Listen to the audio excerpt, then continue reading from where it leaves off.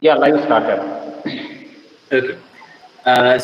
Good evening to everyone present here, and welcome to this public talk organized by the Bengaluru Collective and the Free Software Movement Karnataka. The topic, as you all know, is on Pegasus and the attack on Indian democracy. It promises to be a very engaging session and an important one at that, given its implications for the current political situation that we're in. Uh, for some of you who've just joined in and are unaware of the Bengaluru Collective or the FSMK, let me just sort of brief you on that. The Bengaluru Collective is a public forum of concerned citizens from different networks in and around Bangalore, committed to upholding our constitutional rights as citizens of a democratic, pluralistic, and inclusive society.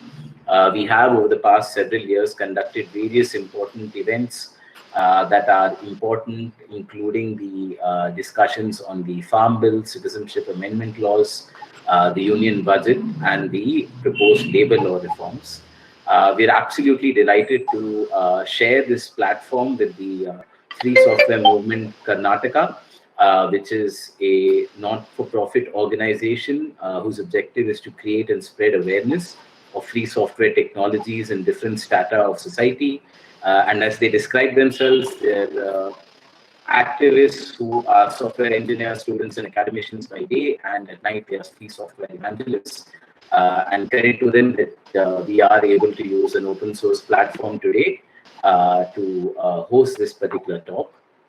Now, without further ado, let me just introduce to you the moderator of this session, Jaai Vipra, who's a senior researcher who's worked on technology and technology policy, information technology, e-waste, e-refurbishment, and a whole host of domains concerning what is now called tech policy.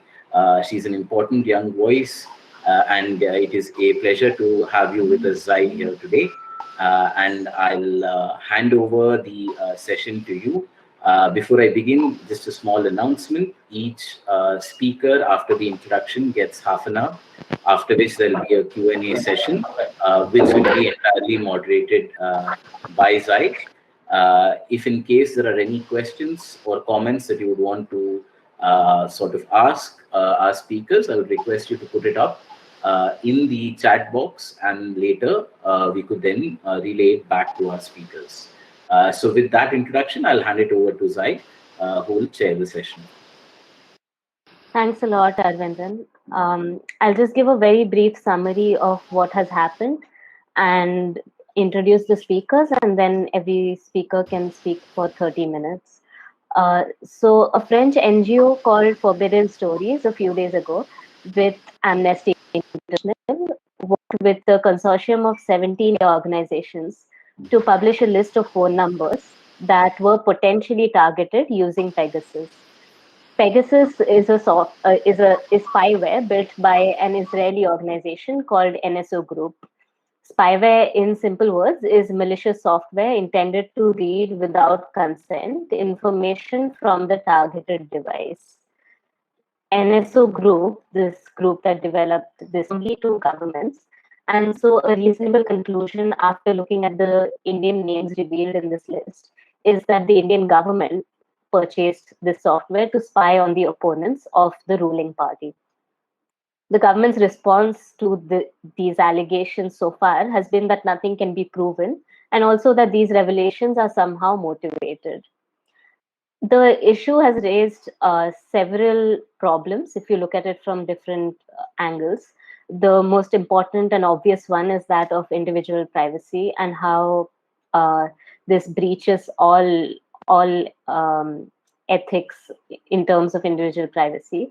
The other also important one is that this unbalances the entire political process. So not only does the ruling party have control over most of the money in electoral financing and control over the media, it also now has control over information in a way that no other party has.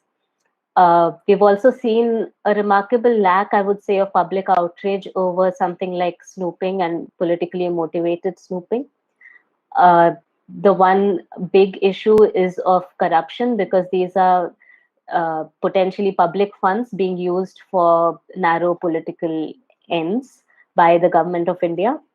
And of course, not the least important is that opponents of the government have been targeted, potentially with planted evidence to falsely implicate them for different crimes. And they've spent years in jail because of this. Uh, for all these reasons, this talk is not just about the violation of privacy, and it has been aptly named Attack on Indian Democracy. And the two speakers we have today are especially well poised to speak on this issue. The first speaker, Mr. Kiran Chandra, is the General Secretary of the Free Software Movement of India. He is a founding member and chairman of Swecha, which is a free software initiative working on developing and building free software infrastructure on a movement mode. He's an active proponent of digital freedom and has been at the forefront of the struggles against 66A free basics and other similar issues. The second panelist, Mr. Siddharth Varadarajan, is one of the founding editors and the current editor of The Wire, which was part of the consortium of news organizations that worked on the Pegasus revelations. He was previously editor at The Hindu and has worked at the Times of India as well. He's an award-winning journalist, and his own phone, of course, was compromised with the use of Pegasus.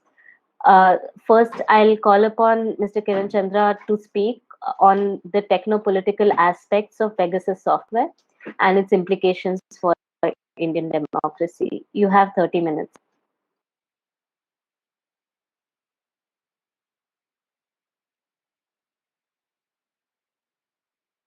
So you're still muted.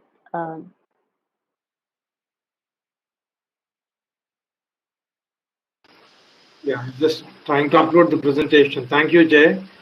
And we have, I think we have been speaking about some of these issues quite for some time. It's only thing is that we have something substantially happening at such a large scale in the Indian context, which came out. And I think this is the list of the leaked numbers, but this is not the list of the comprehensive numbers that have been, or the comprehensive number of individuals who have been really attacked or have been victims of Pegasus software or any other kinds of these surveillance mechanisms that the government of India has been operating upon. I think this is a very clear case in which the surveillance mechanisms in India have been moved on to. We all understand and know well about the human intelligence way in which the intelligence of the IB officials move around, gather information in person. And since the days of the 80s, when it comes to civilian infrastructure is concerned, we started to have signal intelligence mechanisms in place where they were tapping phones, eavesdropping on different sets of conversations and all. But I think this is an era of internet where now they call this entire methodology as the open source intelligence methodology, which has nothing to do with the principles or ethos or ethics of the free and open source software movement as far as concerned, but rather here they essentially mean that all the available nodes of information that can be gathered and that are available publicly. So it is satellite information, public videos, CCTV footages, the social media conversations that we have, and anything that we do over the internet can be intercepted, can be looked upon, even without a trace of anything being happening. And I think that is where we are. And Snowden's revelations, it all started with the WikiLeaks bringing out a lot of stuff out, and then the Snowden's revelations actually gave us the larger picture of where the world is poised to move in. And this Pegasus revelations in India are now a list of what is happening in the Indian context. So the surveillance infrastructure in India also has been having its say. When you look at the open source intelligence mechanisms that have been there, they have begun way back in the year 2006 and 2007 under the umbrella of the central monitoring system. That was the first publicly announced infrastructure where they built huge infrastructure in Delhi, Bangalore, and multiple places across the country that use that essentially looks upon all the conversations on the internet. It then moved on to the network traffic analysis of the internet, the NETRA, and then comes the NAT grid, the national grid, which is a centralized grid of all the surveillance databases that are existing. And now you see that surveillance has always been a part of the criminal justice system. And now we see that there is a new system that connects all the CCTNS networks and also the integrated criminal justice system, ICGS, which is essentially a surveillance database that includes DNA profiling, facial recognition, biometrics, and all other kinds of identity data. And I'm not really sure about the whole part of the country, but essentially in Hyderabad, where I stay here, on every street of it, we see police coming in, taking a photograph, trying to identify if my name exists in any of the other databases. So this has been a kind of a harassment, which is a new normal in the parts of the old city of Hyderabad and other places in Hyderabad too.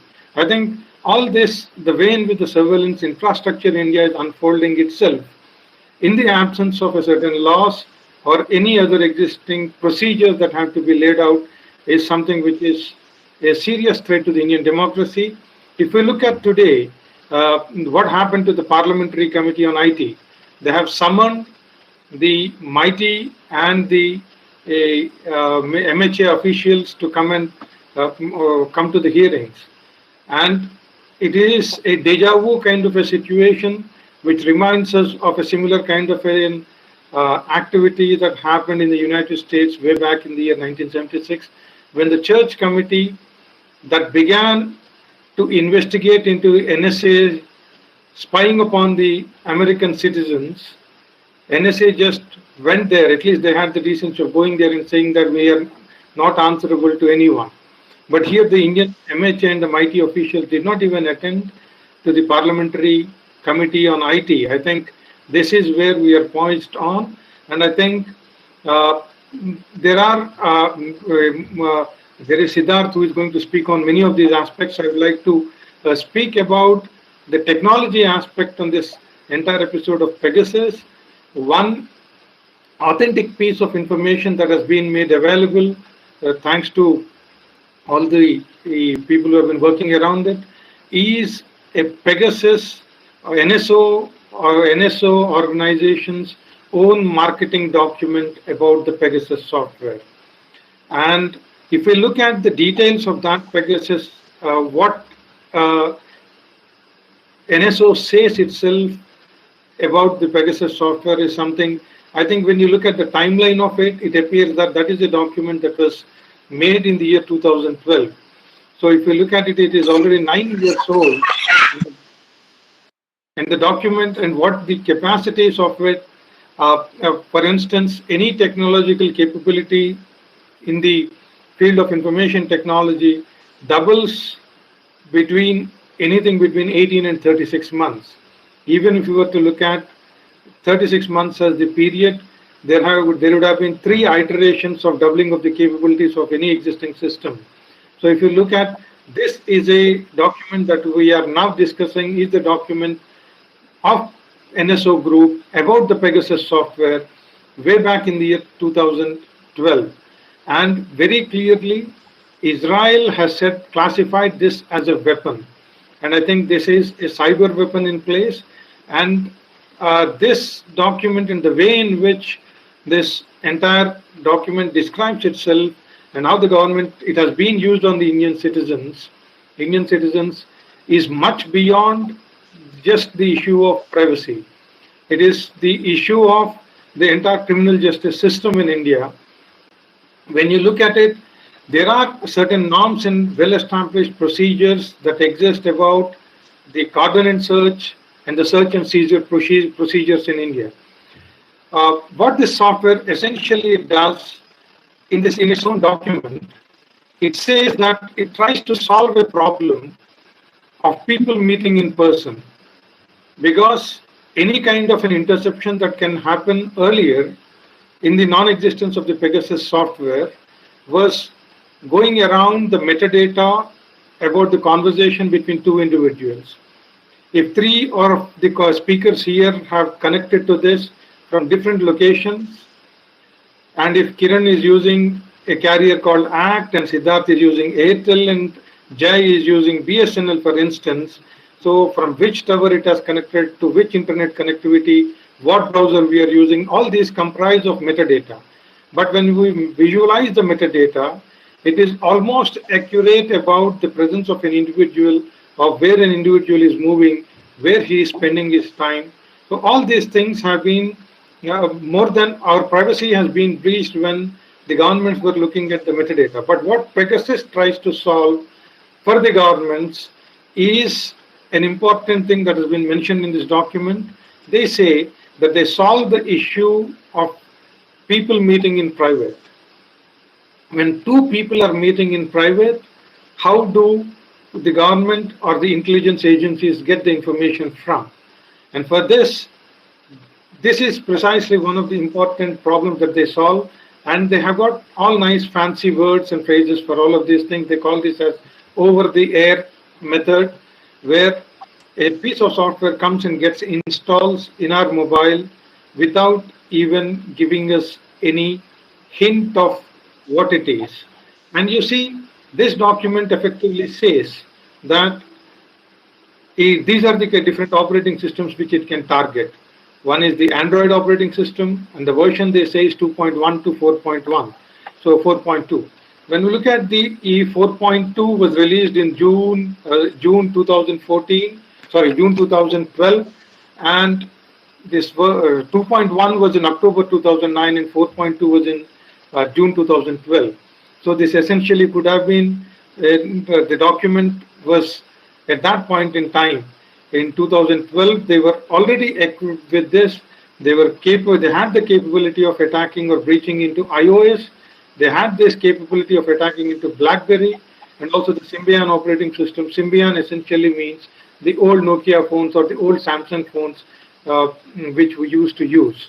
And we really need to understand, there has been a lot of questions that have been raised saying that how does certain things be installed onto your operating system without even clicking it? Yes, there have been such exploits that are purposefully released by the makers of these different operating systems, and after NSA, the National Surveillance, the NSA, the spying agency of the USA, and exploits all the targeted individuals across the world. It's only then, after it gives a go-ahead, it is only then that the Microsoft Windows or any other operating system would be releasing the bug fixes at a later stage. These have been made and revealed in the Snowden revelations long time back, way back in 2013. It was 6 to 8 months later on the timeline that we see that Snowden came out and released all those documents.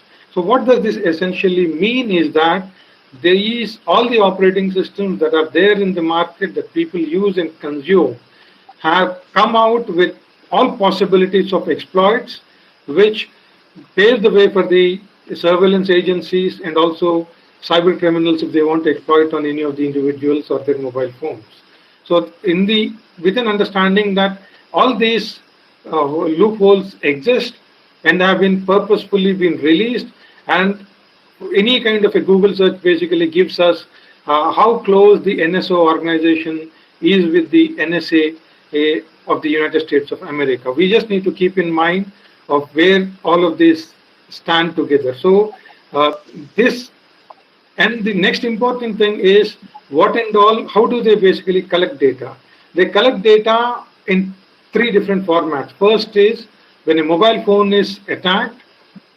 When the mobile phone is attacked, they gather all the information from the mobile phone, and once they gather the information, they take control of the calendar records, and any live update is being done, they continuously get the information back, and any new update is done, they get the information back.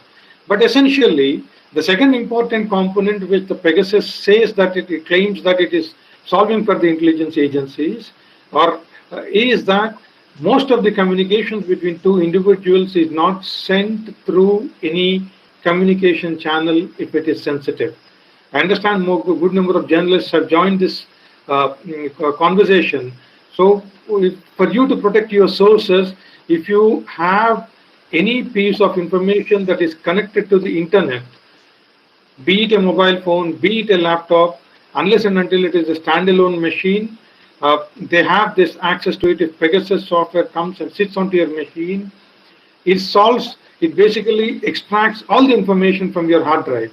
So the reach of the intelligence agencies to go and able to search certain things is very pertinent in the usage of Pegasus software, which is pretty huge. The reach and access is pretty huge. And when you look at the search and seizure procedures, there is an option that once they need to come with a warrant, search your infrastructure, seize the infrastructure and get away, but there isn't any authority under which they can come and sleep in your room, stand beside you, start looking at any conversation that is going on. Just let us assume that if wife and husband are sleeping in the bedroom with their mobile phone just there on, which has been attacked by Pegasus, it is as good as an IV personnel coming and sleeping in between the wife and husband. This is a kind of an intrusion of a live environment that they have been enjoying, or the kind of a privacy that has been breached in. And also this goes beyond just privacy in the search and seizure procedures, or the way in which the Indian government or Indian state is transcending itself into a super surveillance state of looking at individuals. And the other important aspect is that when they get into it, there are a certain laid-in procedures of how this Pegasus software works.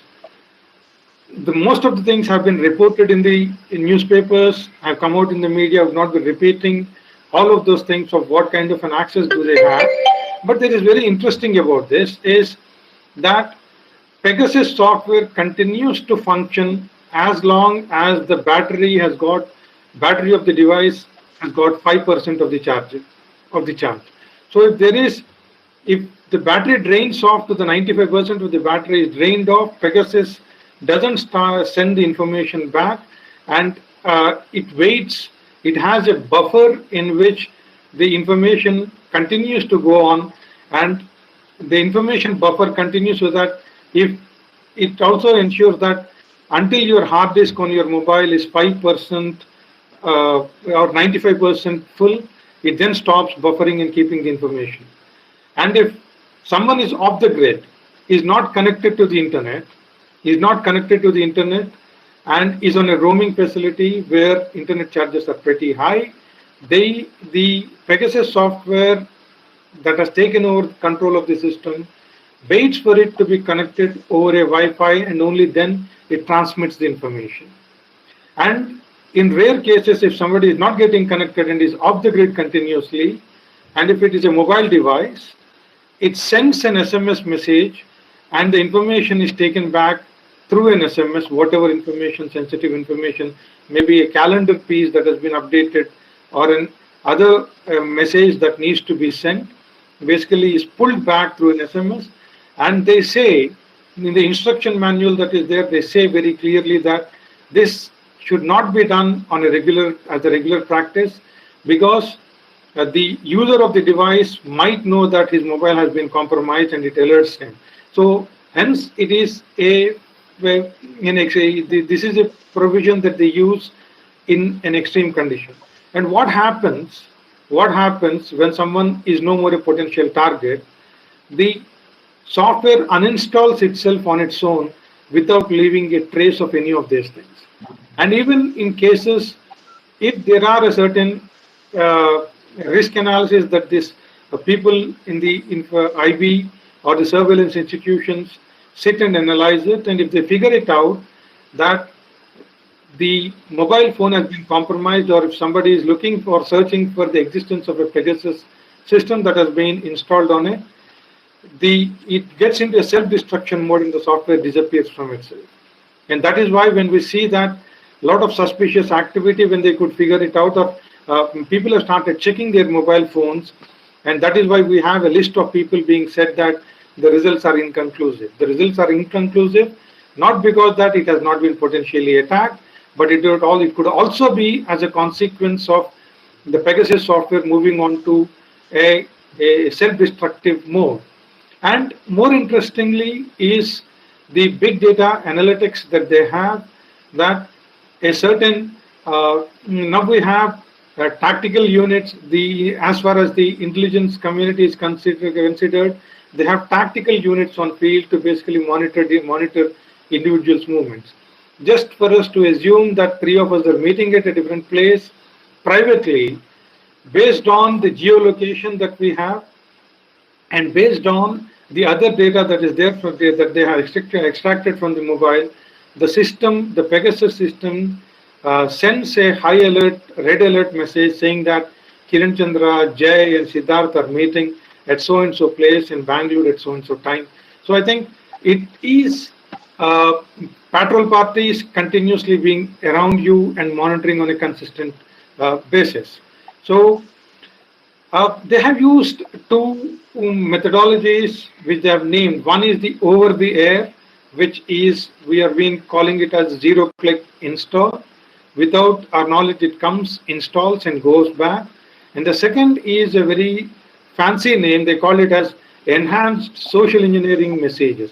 It means what is the social engineering that they are engineering in is that send a malicious link and we click on it, and then basically our mobile gets compromised. So this is the second method that they have called themselves in.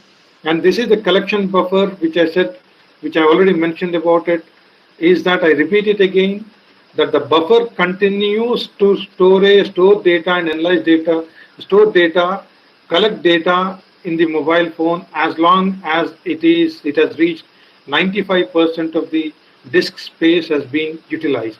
And so this software has got a collection buffer. So what does this essentially mean?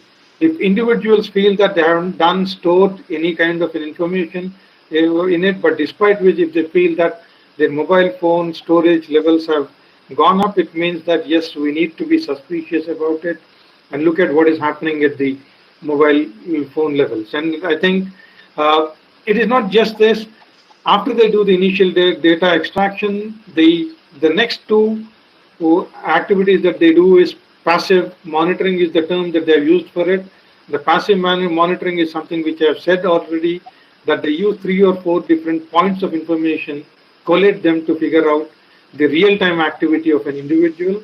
And active collection is just, let us assume that Arvind has sent information about this seminar today, and even if we have been mutually consulting it and we have not even announced it publicly, and we've just put it up in our calendars for consideration, the IB already knows, or the surveillance institutions already know, that we are basically engaged or up to something.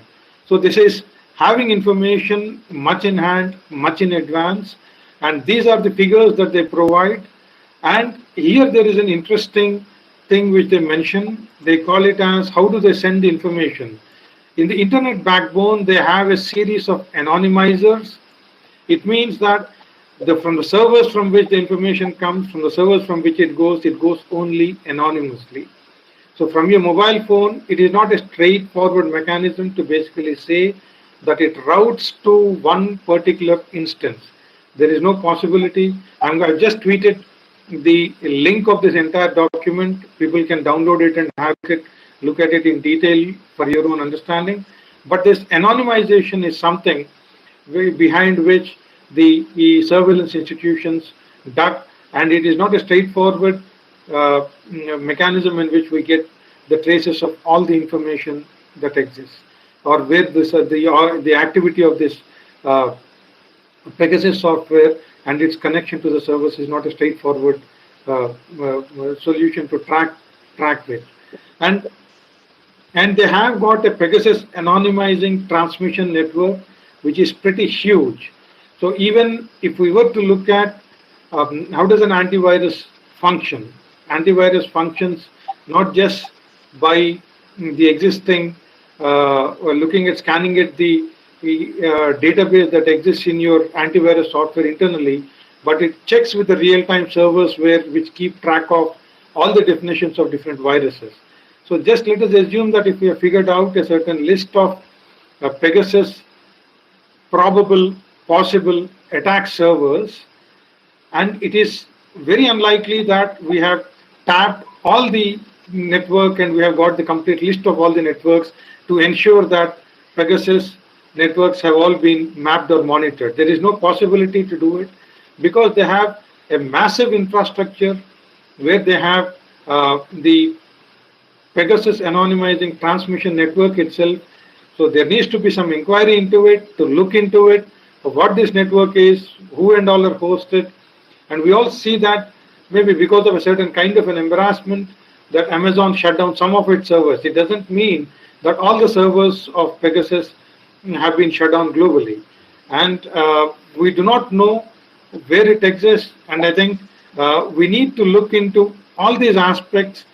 One is the larger awareness among the population is one issue, one important thing, because the way in which the governments are moving today are really slow, and it's getting even more challenging for us to anticipate what has happened in the US.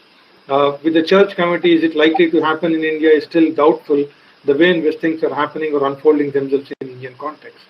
So I think this data presentation and analysis I have touched upon, and these are the pictures that are there in the document that describe about the calendar monitoring. They monitor the calendars, they monitor the call log and call interception also. They'll be listening to it real time.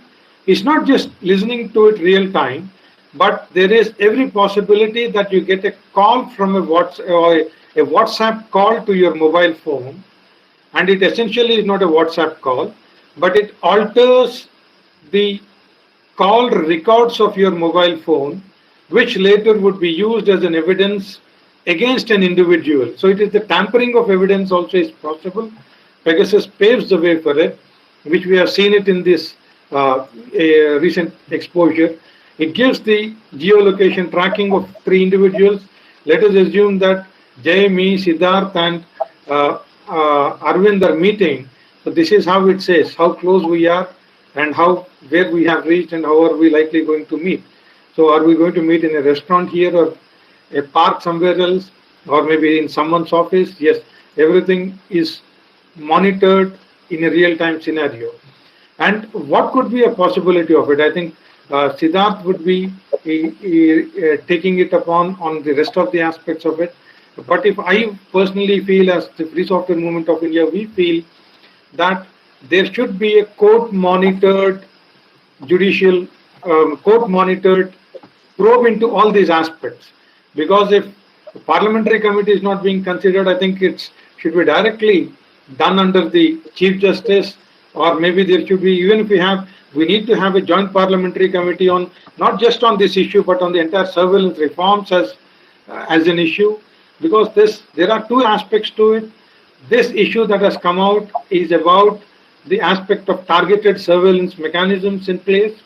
But of course, we have mass surveillance institutions that have been built in the country and that have gone to the level of subverting the democratic process in the country.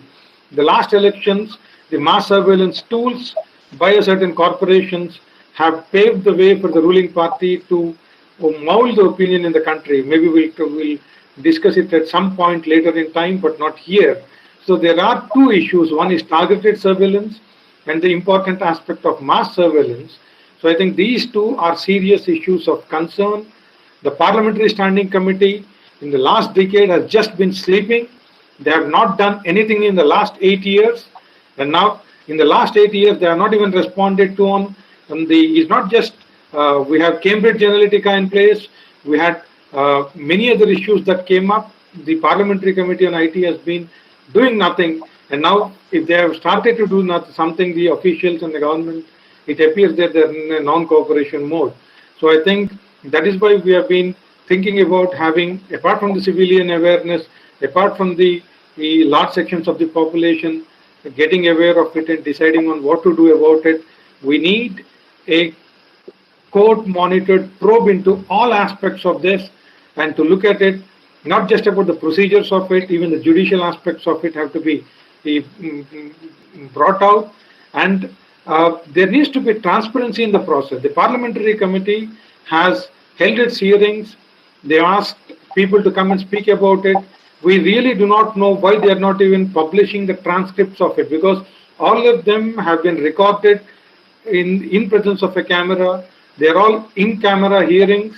Why is there no transparency, and why is it that the entire society at large not been able to look at it? We have absolutely no clarity on it. At least, if they feel that the probe is going to be intercepted or influenced, they could do it after 3 or 4 months of time or 5 months of time, and they could basically release it and make it public after a period of time, so that people at large will come to know of it. And I think this, we are getting into a surveillance state, and this is something which we believe that has been happening since more than a decade, particularly on these aspects of internet-based surveillance mechanisms being in place, have been there since long. If we remember correctly, after the Snowden's revelations, Shivashankar Menon, the National Security Advisor of India, has publicly said that when this infrastructure is with the NSA, why should we be rebuilding on our own? Let us basically collaborate with all those who have the infrastructure. I think this is a mindset that exists a decade back, and all of these are fallouts of it. And the civil society and the people not being aware of it, it's only now that it has come into light that a larger section of the population is able to see it. And I think these are the ways to go forward, and I think that is what I have to say. Thanks a lot, Mr. Chandra, for some of the technological aspects of this question, and also explaining the alarming extent of monitoring and manipulation that is possible with Pegasus. Mr. Siddharth Varadarajan will speak next on the Pegasus and the unconstitutionality of snooping and its threats to democratic expression. You can now have 30. Right, thank you. I hope I can be heard. I'm not sure how good my internet connection is. Okay, great. I can hear you fine. Fine. So I'll try to not speak for too long, maybe 20-25 minutes actually, so that we have greater time for discussion, because I feel that what the Pegasus project has brought to light really needs to be understood and debated and discussed by people. And I am very grateful to the Bangalore Collective for organizing this event and creating a platform where we can discuss these issues.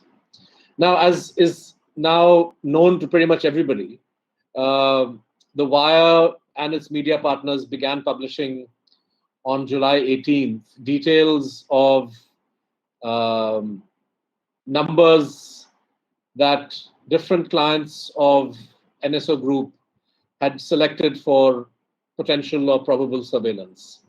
And out of the numbers that we have been investigating, we have cast iron evidence in the case of 10 phones, where we have found through a forensic examination the actual presence of Pegasus. In 8 phones, we are talking about a full-blown Pegasus infection. And in 2 cases, an attempted intrusion, final results of which our forensic examination was not able to confirm. In other words, we couldn't conclude either way whether that infection attempt was successful in the case of those 2 phones. But 10 phones in all showed signs, 8 phones have infection. And I want to start with, I think it's useful to begin with those concrete cases, because they go to the heart of why the use of Pegasus in such a situation and in these circumstances is such an enormous, horrendously huge problem for India and for democracy in the country. And it's important for another reason, which is that the government's response, as presented in Parliament by Mr. Ashwini Vaishnav, who's the new Minister for Communication, Electronics and Information Technology, and whose name incidentally is also on our list. He was targeted apparently in 2017, before he joined the BJP at a time when he was just a businessman. And perhaps the purpose of that intended surveillance was to find out details about his business or about his private life or about his political inclinations. Frankly, we don't know. And we aren't in a position to forensically test his phone either to confirm whether his phone was compromised or not. But his presence on that database, I think, is pretty significant. And it's one of those bizarre coincidences that he was the person that the government fielded in Parliament to offer some kind of a reaction or response. I say some kind of reaction or response because actually it was not any kind of reaction or response. The government could not deny that it has bought and uses Pegasus in India. Something so simple. If it is not a Pegasus user, there's no reason why Mr. Vaishnav could not have simply said that on the floor of the House. So the government will not say that. And when we asked pointed questions before publication to the Prime Minister's office, we again did not get any reply to this particular question. What he did say, however, was that the government is not involved in the targeting of any specific individuals that you claim. And he then resorted to quoting a statement issued by the NSO group itself, which was questioning whether the list of countries that the Forbidden Stories media partners had been talking about, Azerbaijan, Bahrain, and so on. NSO said, well, some of those countries are not our customers. And Mr. Vaishnav took refuge in that statement, again, without saying whether India is or is not a customer. It would have been very easy to say, look, none of this applies because India is not a customer. But he couldn't say that, at least not on the floor of the House, because that would have been a violation of privilege. Because we have, and this is the key point that I want to make before I talk about the consequences, we have irrefutable evidence in the form of a forensic test conducted by Amnesty International's Tech Lab of Mr. Prashant Kishore's phone having been infected as recently as the West Bengal election. In fact, on the day that I met Mr. Kishore to give him the information about his name being on the list, we were approaching people in a systematic way. Our fear always was that if we approach somebody too soon in the project, they may be tempted to go public with the information, or the word information may leak out, and that would compromise the investigation we were doing. So we left Mr. Prashant Kishore to quite late in the day. I think I met him maybe on July 10th or 11th or 12th. I forget the exact date. But he readily agreed to a forensic examination, and the forensic test showed that even on the day that I met him, Pegasus was executing processes on his phone. So he was an active Pegasus target. We have data for him going back to 2018. That's when his name appears in our database. But the forensic examination showed activity, Pegasus activity during the Bengal election and after. And I think we need to reflect on what this means. Because I'm not talking now about potential or probable targets. I'm talking about an actual target. Somebody who has Pegasus on his phone. And if you consider the NSO's repeated statement that we only sell to vetted governments, it's clear then that the person who put Pegasus onto and who is executing and operating Pegasus on his phone is a government client of NSO Group. So about this, there is no doubt, right? There is Pegasus on his phone, Prashant Kishore's phone, and the person operating Pegasus on his phone remotely is a government agency of some kind or the other. That is an NSO customer. So the question is, what could the identity of that government be? Right? That's the only question. That's the only, you could say, area of uncertainty, if you will. Right? And there, I would submit, based on the other numbers in the list, based on the kind of people who've been targeted, that the only government that could have a conceivable interest in the full range of people targeted by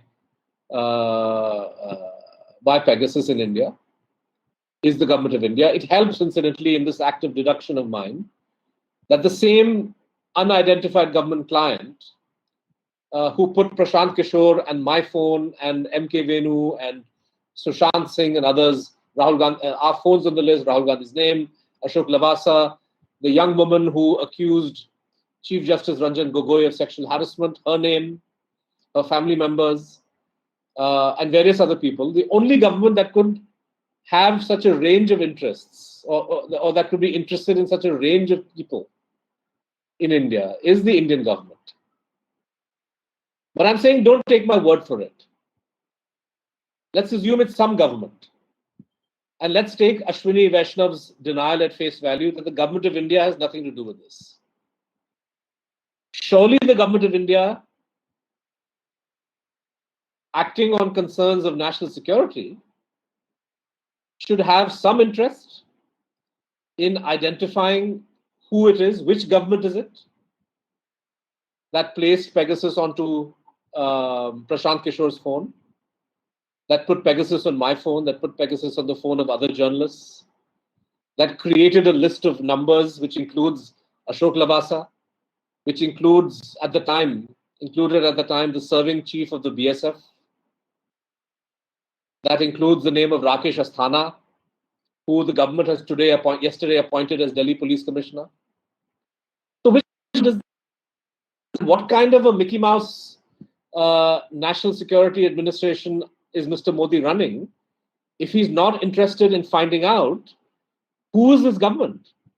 Which government in the world is targeting all these people? Right? Look at the way France reacted.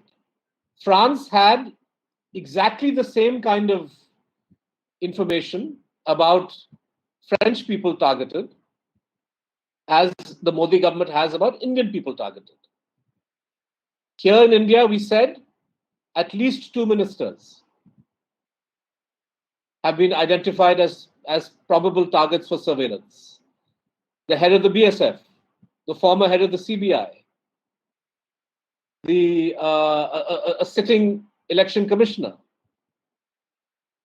2 ministers, leaders of the opposition, journalists of all kinds, including journalists. There's a journalist called Shishir Gupta, who frequently meets, as per his own admission, National Security Advisor Ajit Doval. So we have put all this out in the public domain, as did Le Monde and other newspapers. Le Monde reported in France, as did all of us, that some unidentified Moroccan security agency targeted the phone of President Emmanuel Macron, as well as the numbers of 14 cabinet ministers in France.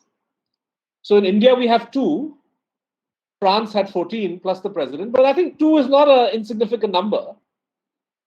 How does France react and how does India react? France, you have a statement issued by the president's office saying that if this is true, we're taking it we are going to act. You have a French commission of inquiry already set up based on the complaint of one of the journalists whose name is on the list. You have France taking it up with Israel in a formal way. And you have the Israeli defense minister flying all the way from Tel Aviv to Paris in order to meet Macron and explain to the French government that the Israelis are taking this information very seriously. They're going to investigate. And I believe there is a quote from the Israeli defense minister that if we find that Morocco has been misusing Pegasus in order to target people in France, then we are going to cancel Morocco's license to use Pegasus. So this is the reaction of France, this is the reaction of Israel to news reports of the possible selection of Macron as a Pegasus target, right? Our media partners in France, Forbidden Stories or Le Monde, were not able to do forensics for understandable reasons on Macron's phone or on the sitting cabinet ministers. But France understood the information that was put out for what it was, treated it as a very serious and credible allegation, something that warranted an investigation, and has set in motion legal, intelligence-related, and other processes, diplomatic processes, to get to the bottom of this. In India, you have Mr. Ashwini Vaishnav saying, oh, this is not true. You have the Home Minister of this country, Amit Shah, saying that a global investigation, out of which the biggest name to tumble is Emmanuel Macron, and not anybody in India, by the way. This entire global investigation was conducted by 17 media partners around the world, including some of the top names in global journalism, with the sole purpose of derailing Mr. Narendra Modi's plans to make India a developed country. And that the timing of this expose was to disrupt the opening day of the monsoon session of Parliament. I mean, how ridiculous a statement can a Home Minister of India make?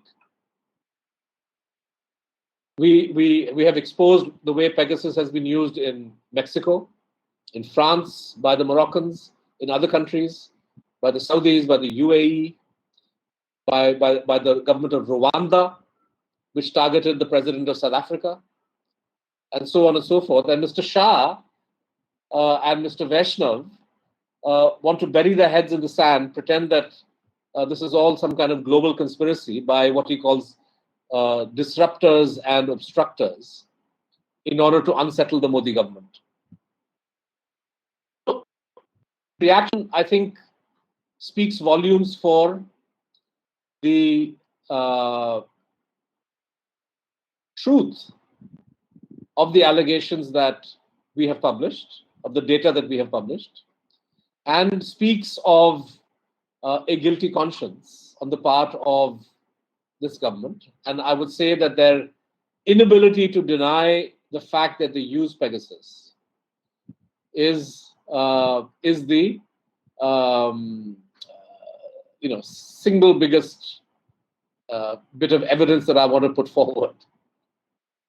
And as Kiran has explained, there's a reason why the government cannot admit, even if we set aside the list of names that we published, the reason the government cannot admit to using Pegasus is because the Information Technology Act, which has a provision for lawful surveillance and a prescribed procedure that must be followed, also outlaws the act of hacking and makes no exceptions on national security grounds or any grounds.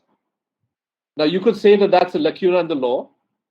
I know, for example, that statute in the US or the UK or other countries that are democratic allow law enforcement to use hacking. But of course, in a very circumscribed and narrowly prescribed manner, where you have to have a warrant and there has to be some kind of judicial oversight. India's IT law does not allow hacking under any circumstances. India's IT Act and the Telegraph Act allow for what they call the lawful interception of communication, which is, in technological terms, passive interception, where you have a stream of communication by email or by telephone or text message. And the IT Act allows the government to compel the intermediary who holds the keys to that communication to give the government access. That too for a limited period of time on the basis of the authorization of the Home Secretary or the similar official at the state level. And everything has to be put in writing. That's lawful interception. So when Mr. Vaishnav said that in India surveillance is lawful, he was referring to interceptions carried out in consonance with the provisions of the IT Act and the Telegraph Act. But he could not possibly be referring to the use of Pegasus, because the use of Pegasus, since it involves hacking, is by definition illegal in India. So that's why the government can never admit to it. And less so if you consider the kind of names that we put out into the public domain. Because to admit to using Pegasus, to admit to having infected the phone of Prashant Kishore with Pegasus in the midst of an election is not only a violation of Mr. Kishore's right to privacy, which is a fundamental right to life, part of the fundamental right to life, as the Supreme Court has said, but it is also a violation. It is an attack on the integrity of India's electoral process. So it's a clear attempt to skew the election in favor of the ruling party. But it is also, as Kiran mentions, or mentioned in passing, it is also a corrupt practice under the Prevention of Corruption Act, because you are using public money to generate gain for yourselves and your associates. There is no law in India, there is no article of the Constitution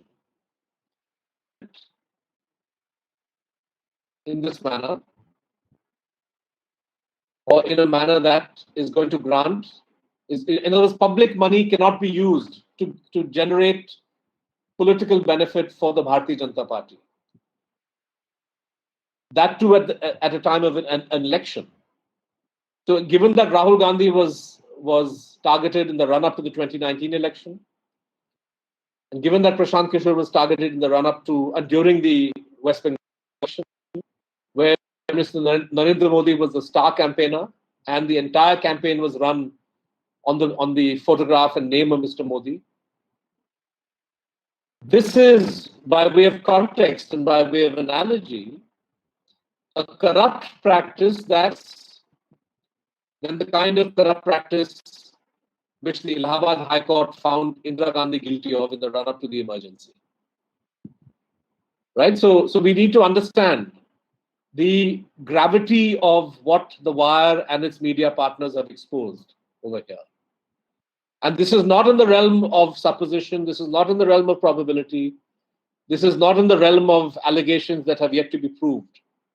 We have, as Exhibit 1, the forensic report on Prashant Kishore's phone. And I'm not even talking about the journalist right now, which is an entirely different issue.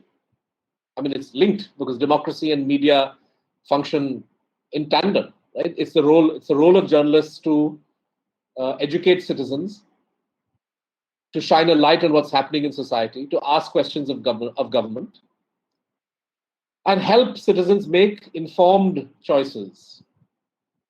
So democracies work on the basis of this social contract, unwritten social contract between the citizen on the one hand and a vibrant independent media on the other. You take away media and its independent functioning, and you render the citizen, you render her, the ordinary citizen, blindfolded. You end up hiding information from them. So when you attack media independence, you are also attacking and undermining democracy. But I'm talking, by zeroing in on Prashant Kishore, on blatant acts of electoral corruption, electoral malpractice. And now if you consider that one of the people on the list, sadly again, we couldn't test his phone because Mr. Ashok Lavasa did not want to cooperate with the investigation and the writing of the story, well, for whatever reasons. But if you consider that Mr. Lavasa was targeted, and Mr. Lavasa was targeted as a sitting election commissioner, and he was the only election commissioner who, during the 2019 elections, found Mr. Narendra Modi had violated the model code of conduct had repeatedly violated the code of conduct with his speeches, with his reference to the Pulwama, to the soldiers killed in Pulwama, with his communal comments about the voters of Wayanad, where he tried to taunt Rahul Gandhi by saying that he chose a constituency in India where the minority is in a majority. It's unbelievable that a prime minister could refer to voters or try to delegitimize a section of the Indian electorate on the basis of their religion.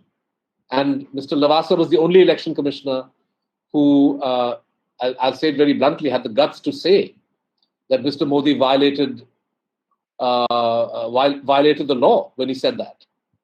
So when his name gets put on a list of probable Pegasus targets, and when you have Rahul Gandhi, and when you have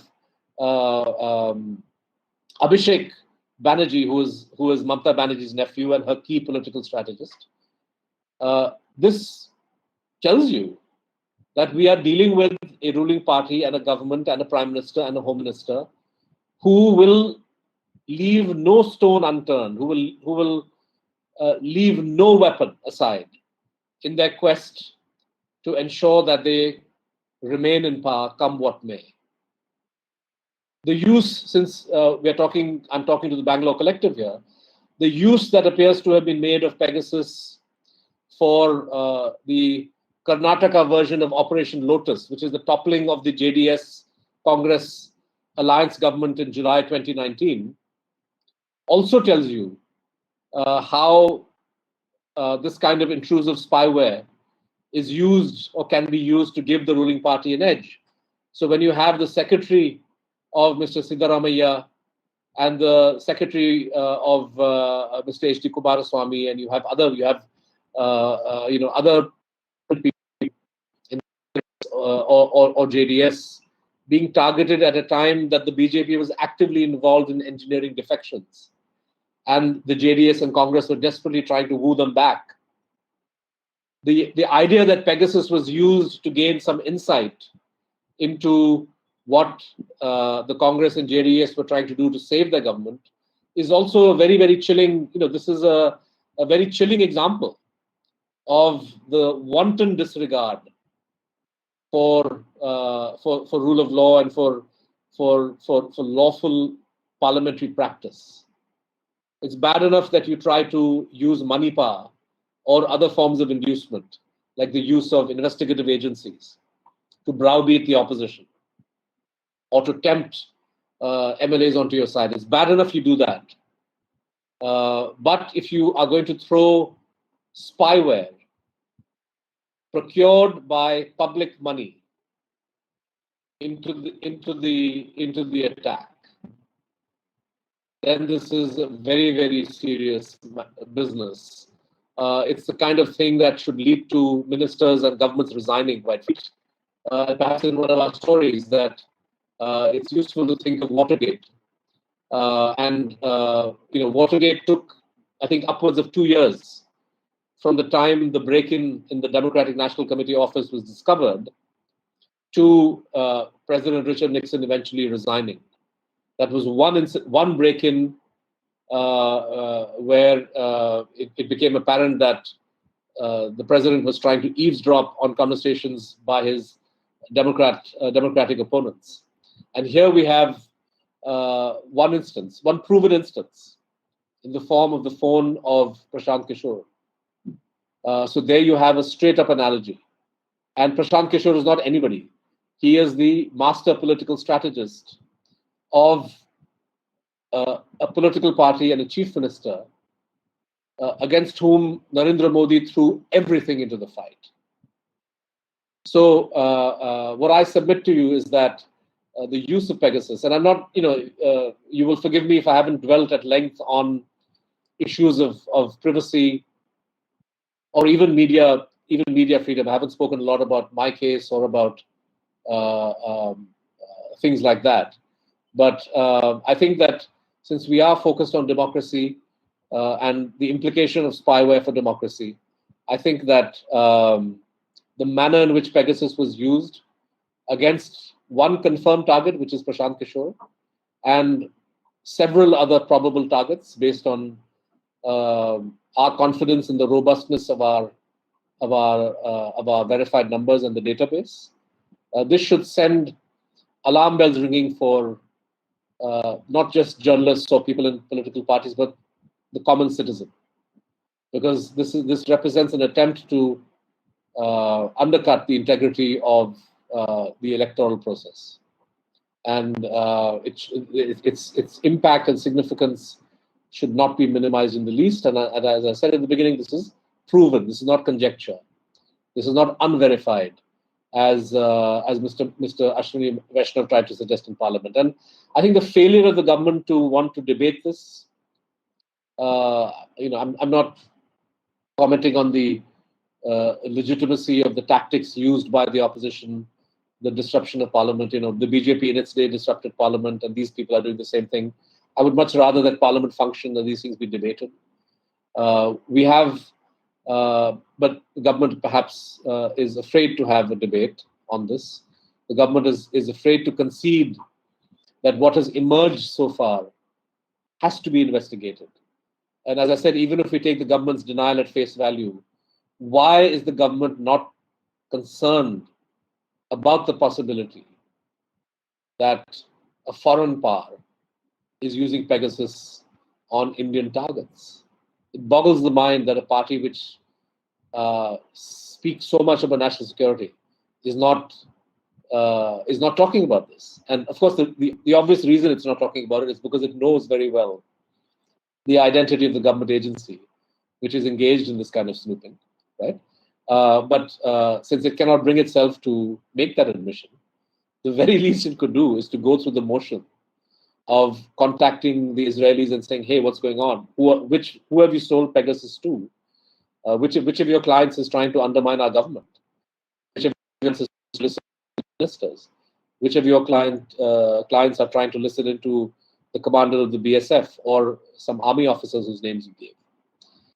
This is not something that Mr. Modi or Mr. Amit Shah can simply wish away or resort to bluster and hope that the public is going to forget about the gravity of this. Now, I don't know what's going to come out of the West Bengal government's Commission of Inquiry. I don't know how the Supreme Court is going to react to the petition that Mr. Enram has filed. Enram and Shashi Kumar have filed. There are other petitions too. There's a demand for Parliament to take action. Frankly, I don't know what's going to come out of all this. But unless the government is compelled by the judiciary to provide information, I'm afraid that the full story is never going to be known.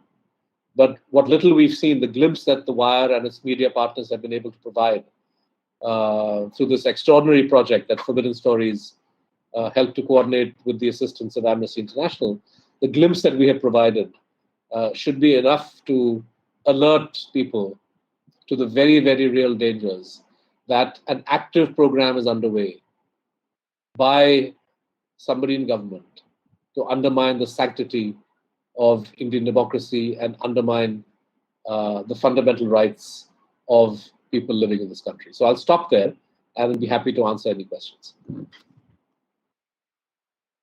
Thank you, Mr. Siddharth Varadarajan, for putting this in context of Indian democracy and telling us the unprecedentedly undemocratic nature of this type of spying. We have some questions, so they're addressed to either one of you specifically or both of you. So I'll read out all of them and then both of you can speak perhaps for 5 minutes because we have to close by 8, I'm being told. So the first question is to Kiran from Mohammed Saeed, and he asks, what is your opinion on Microsoft GitHub Copilot? The second question is to Siddharth Varadarajan from Arvindan. I think you've sort of gone through this, but nevertheless, would you say that the coverage of Pegasus as some example of state surveillance misses the mark? This is far beyond any notions of a deep state. It is as close to Watergate, a blatant use of state machinery and finance by individuals in government against a democratic opposition. Third question is not specified to whom, from Ravinder Banyal. Is there any evidence that the Indian client of Pegasus was also snooping on people outside of India? In that case, is there a possibility of the Indian client being exposed via a foreign inquiry? And the last question is from me to either of you. It is a judicial probe, according to you, the soundest strategy at the moment for the opposition or concerned citizens to ask for? So I guess Kiran and Chandra, you can go first. The Microsoft GitHub question is not related to this conversation, but yes, there has been a lot of appropriation by the corporates where the public community or the community developed platforms have been taken over.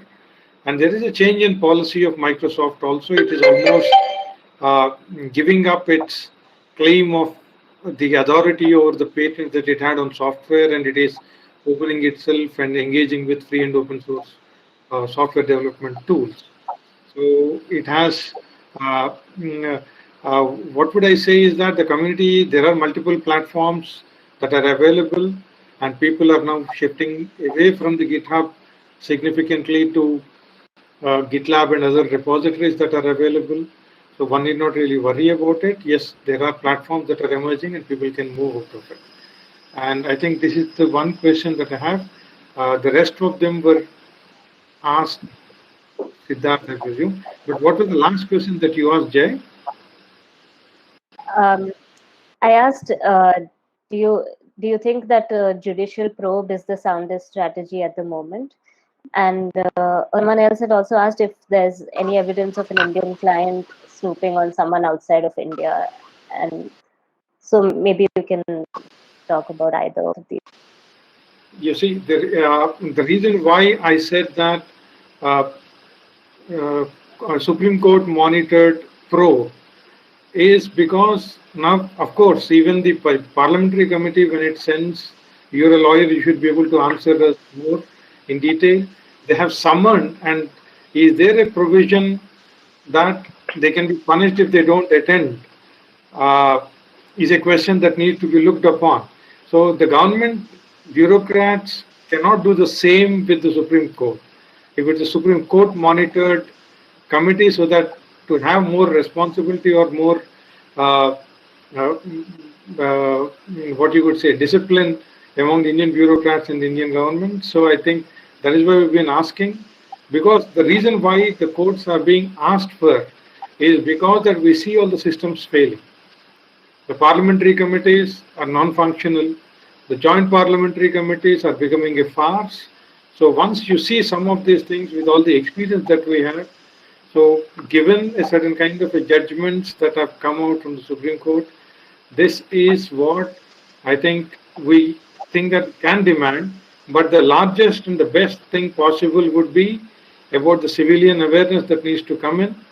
And of course, Snowden's revelations, it's almost a decade or maybe 9 years since all of those have been out. And it's only enough that a larger section of the population is looking into some of these issues, which otherwise have been the issues raised by a little bit or a small constituent of the entire society.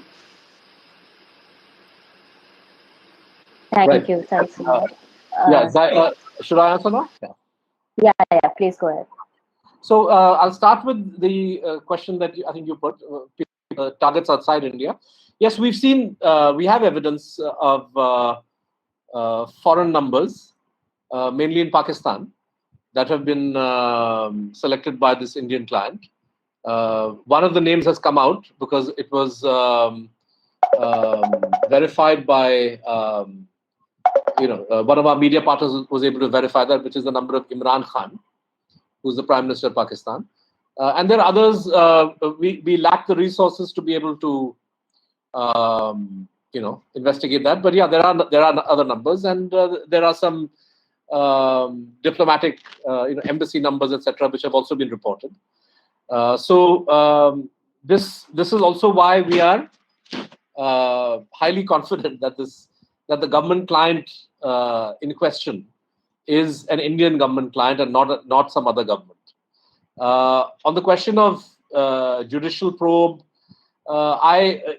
frankly, I don't really have strong views on. I haven't really thought about what the answer is, because our job as journalists at the Wire, for us, we wanted to bring this information out into the public domain so that the ordinary citizen is made aware of what this is, and what she or what the collective of people decide is really up to them. And people have different views and different ideas.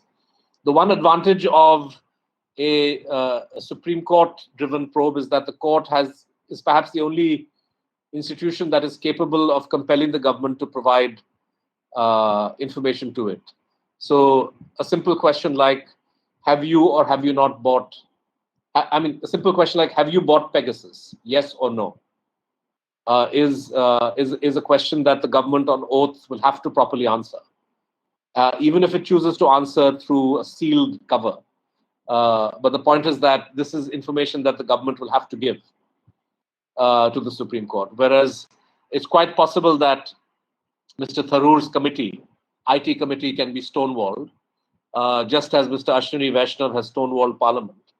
And I'm not sure that a JPC would have the right to compel the government to answer those questions, even assuming that a JPC, which would have a majority of members from the ruling party, would be even inclined to ask that, right? So I would say, net, a Supreme Court-driven process would be far more likely to succeed than any other.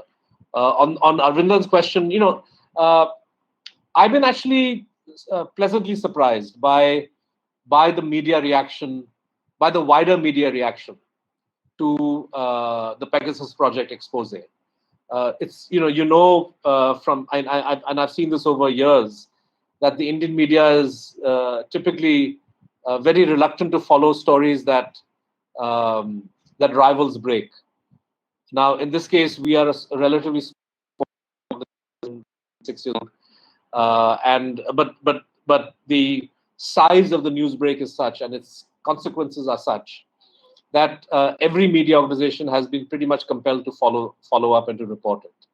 So even a large paper like the Times of India, which normally hates to name another media organization, like if at all they give credit, they would say, according to information reported in a section of the media or on a digital platform.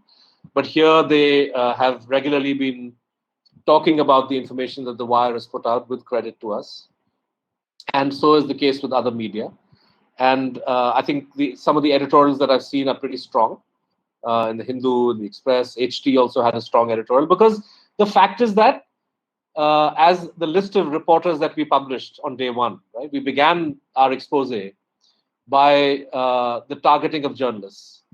And we came up with, I think, something like 40 names. We had some names we didn't publish because they didn't want their names to be put out. But we had reporters in the Hindustan Times, in Indian Express, in the Hindu, in Tribune, India Today Group, I think News 18, Pioneer, you name it. Every large, or pretty much every large mainstream media platform had people who were being targeted. So this isn't something that anybody is going to put up with, because this affects the integrity of your news gathering and your functioning as a free and independent media house. So even if some of these media platforms have not shown a great appetite to confront the government in the past, the fact that their own are being targeted in this way, I think would have pushed them to take a stand. So I'm quite pleased about the manner in which the media has followed up. But you're right, Arvindan, that the full political significance of this is being obfuscated somewhat. I think newspapers are quite comfortable to look at this purely through the prism of individual privacy rights, which are important, no doubt. But the political significance of public money having been used to fund what is essentially a party political project of surveillance on opponents. This political significance has to be repeatedly hammered home through reporting, through discussion, through analysis, and by using every opportunity to, I don't think any minister who ever meets the press in the next, in the next few weeks and months until the government comes clean, should be allowed to go without being asked the question, what is your explanation for Pegasus being on the phone of Mr. Prashant Kishore? Let's forget about everybody else. But any minister, no matter what the occasion, has to be held accountable because some government agency put Pegasus onto the phone of Prashant Kishore. And I think we have to repeatedly ask people in government, what is your answer to this? What is your explanation? And if you're innocent, why aren't you ordering an inquiry into the manner in which a leading opposition person has been targeted, right? And we shouldn't rest until we get answers, and we have to keep insisting that the government give answers. And if we do that, then I think the full political significance of this expose, which you're quite right. I mean, I think that the comparison with Watergate is not unwarranted. And like Watergate, perhaps we the initial weeks of this scandal, which will perhaps snowball into something larger in the next year or two. We don't know. But I think it's incumbent on the media to aggressively follow up the information that we have put out in the public domain. And it is incumbent on other public-spirited citizens to do what they can to ensure that there is full transparency and accountability of government. Because at the end of the day, this is public money. At the end of the day, we're talking about the lives of people whose fundamental rights the Supreme Court has told us includes the right to privacy, and that right has been violated.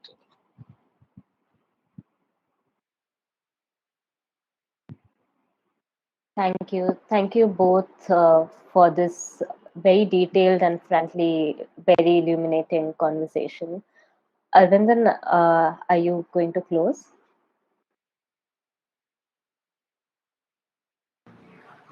Yeah.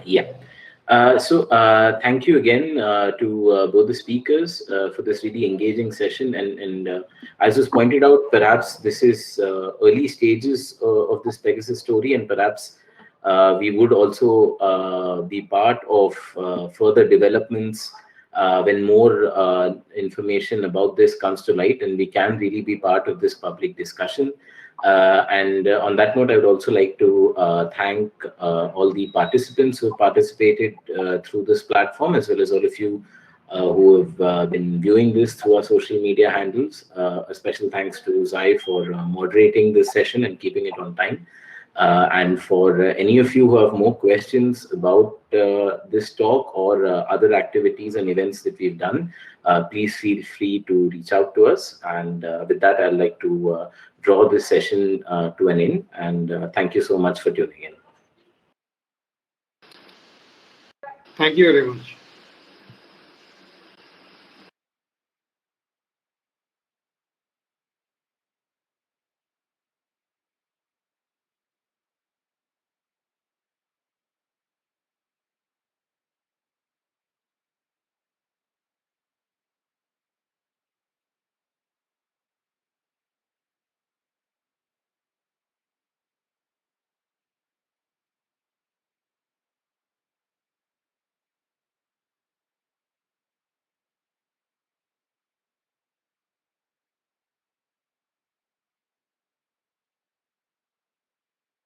Yeah, Raghu, I'm